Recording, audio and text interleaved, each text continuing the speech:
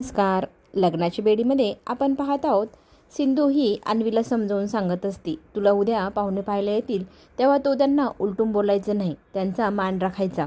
कोणी कितीही काही वेडवाकडं बोललं तरी स्वतःचा ताबा सोडायचा नाही. सगळ्यांशी योग्य प्रमाणे वागायचं आणि बाकी सगळं राघवाने मी हँडल करेल. दुसऱ्या दिवशी छानशी साडी घालून अन्वी तयार होऊन आजीसमोर येते.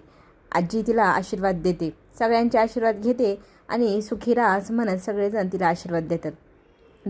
तिथे बेल सगळेजण बघतात. शकुंतला देवी स्वतःची ओळख करून देत दारात उभ्या असतात. तिला बघतात क्षणी रुक्मिणीच्या चेहऱ्यावरचा रंग चढून जातो आणि मग त्या चिडतात. अशी स्वागत करण्याची पद्धत असते का? त्या आयुषला म्हणतात, चला आपण इथून निघून जाऊया, मला काही यांचं स्वागत आवडलेलं नाही. आणि सिंधूच्या लक्षात येतं. सिंधू त्यांना विनंती करते, मला तुम्हाला काय म्हणायचं आहे ते कळलेलं आहे, मी पटकन येते, प्लीज तुम्ही जाऊ नका. असं म्हणत ती पळत पळत जाऊन तांब्या आणि औक्षण करायला ताट घेऊन येते. मग नवरदेवाच्या आईचे आणि नवरदेवाचे पाय धुतले जातात आणि त्यांची राजश्री छानशी औक्षण करून आरतीही करतात, दृष्टही काढतात. हे सगळं बघून त्या इम्प्रेस होतात आणि मग घरात यायला तयार होतात. घरात आल्या आल्या त्या रुक्मिणी काकूला हे नव्हतात. मला जर माहिती असतं हे तुझं घर आहे तर मी इथे कधीच आले नसते. आणि त्याही बोलतात, मला जर माहिती असतं आयुष जर तुझा मुलगा आहे तर मी कधीही तुला इथे येऊच दिलं नसतं. मग त्या जोरजोराने हसू लागतात. असं जंगी स्वागत तुझ्या घरात माझं झालं आहे म्हटल्यानंतर लोक तर हसतीलच. मग घरातल्यांना काही कळत नसतं नक्की यांचं काय वाद चाललेला आहे. मग त्या सांगतात, इने माझी आमदारकी हिसकवली, माझी आमदारकी हिला मिळवून हिने किती मोठा डाव खेळला होता आणि आज माझ्यासमोर स्वतःच्या नातीचं स्थळ घेऊन आलेले आहे. आयुष तिला समजवण्याचा प्रयत्न करत असते. मग ती रागाने जायला निघते. मी काही इथे थांबणार नाही एवढा अपमान झाल्यानंतर. सिंधू त्यांना विनंती करते, आपल्या घराची पद्धत आहे, आलेल्याचं स्वागत गोड तोंड करून करावं, प्लीज पुरणपोळी खा आणि मग जा. आणि मग त्या पुरणपोळी खायला थांबतात. ते पाहून रुक्मिणीला हसायला येतं. ती म्हणते, अन्नाचा कधी अपमान करू नये ही रीत आहे म्हणून मी 2 घास खाते. पुन्हा त्या दोघींमध्ये वाद सुरू होतो.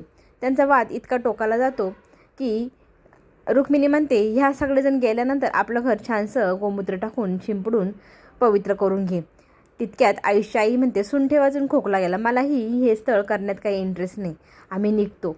मग पुन्हा राघव आणि सिंधू त्यांना इम्प्रेस करतात, त्यांना मनवतात, पुन्हा त्यांना थांबायला विनंती करतात. त्या काहीही ऐकायला तयार नसतात. पण राघव आणि सिंधू सांगते, आपल्यातले वाद सोडून द्या, आत्ता आपण फक्त आयुष्याने अन्वीचा विचार करायला हवा, त्या दोघांचं एकमेकांवर खूप प्रेम आहे असं म्हणत मग शकुंतला म्हणते, एकाच शर्तीवर मी लग्न करेल माझ्या मुलाचं तुझ्या नातीशी. मी तिची परीक्षा घेणार आणि ती परीक्षेत पास झाली पाहिजे. अन्वी परीक्षा द्यायला तयार होते. मधुला हे खूप खटकत असतं. सिंधू चांगली इम्प्रेस करते शकुंतला ताईंना, हे लग्न होतंय की काय, पण मला काहीही करून यांचं लग्न मोडायचंच. मग बाथरूमला गेलेल्या शकुंतलेच्या मागेच ह्या मायलेकी येतात. राणी आणि तिची आई तिथे जोरजोरात बोलायला सुरुवात करतात. बघ ना गं, ती दिवस गेलेली मुलगी पटकन यांच्या गळ्यात मारली, तिचं लग्न झालं की आपलं टेन्शनच जाईल. अन्वी आणि आयुष तिकडे काहीही करो, लग्नाआधी दिवस गेलेली मुलगी घरात ठेवणं योग्य नाही ना. त्यांच्या गळ्यात मारली की सिंधूनी मग काही टेन्शन नाही. हे ऐकल्यानंतर शकुंतला घाईघाईने बाहेर येते आणि हे लग्न मी कधीही होऊ देणार नाही. तुझी ही काळ केलेली तोंड नात मी माझ्या घरी नेऊ, तू किती पापी आहेस रुक्मिणी, असं म्हणत तिच्या काय काय बोल लावायला शकुंतला सुरुवात करते. आणि हे सगळं ऐकून राणीला खूप हसायला येत असतं, कारण तिच्या प्रयत्नांना यश आलं आणि लग्न मोडले.